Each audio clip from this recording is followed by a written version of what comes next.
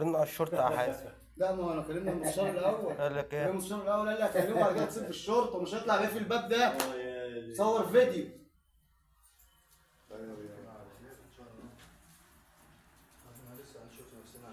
الباب ده ما يتغيرش. يا عم طول ده ولا غير يا عم حاج.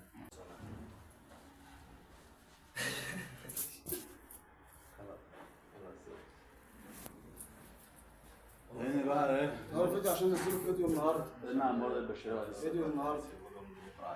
قلنا رن على الموارد البشريه. قلنا على مكتب العام انت. وانا بعت الراجل الفيديو برضه عادي. بعت له الفيديو.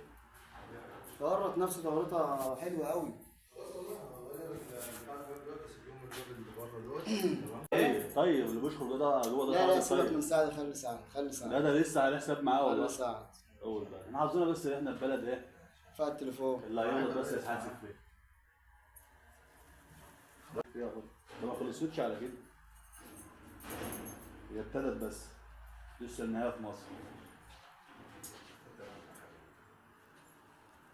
يلا يا راجل اشكر لنا يا راجل. طلع ازاي؟ ما انت اللي جبتني خليتني مخالف، انت ما طلعتليش اقامه وما اديتنيش حق يا ابني، حسبي الله ونعم الوكيل، انت ظلمت كل الناس اللي معايا دي يا ابني. انا بناشد ولي العهد السعودي، بناشد الرئيس عبد الفتاح السيسي، انا بناشد كل الجهات المختصه. الشركه اللي احنا شغالين فيها ما دققتناش اقامات، الناس دي ما دقتش اقامات بقى لها 5 شهور.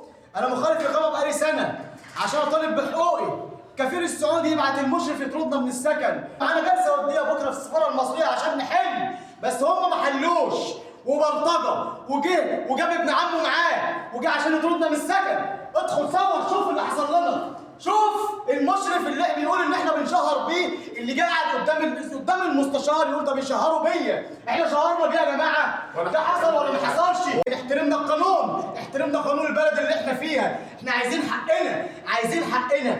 اي حد يتواصل معانا يا جماعه الخير. اول ما احنا جينا نطلب الشرطه خد بعضه ومشى، وكان معاه 3 معاه. وجيت اتصل بالشرطه، معايا التليفون اهو، جيت اتصل بالشرطه. اول ما جيت اتصل بالشرطه سمع خد بعضه ومشي وساب الحاجه متبهدله زي ما انتم شايفين. يا جماعه دي قسما بالله احنا مظلومين وبناخد حقنا وبنتهان وبنتبهدل. ادخل حسبي الله ونعم الوكيل. حصل لنا حاجه في البلد دي من تحت راس الكفيل ومن تحت راس المشرف بتاعه. يعني هو الكفيل يبعتوا يطردنا ويهددنا كمان.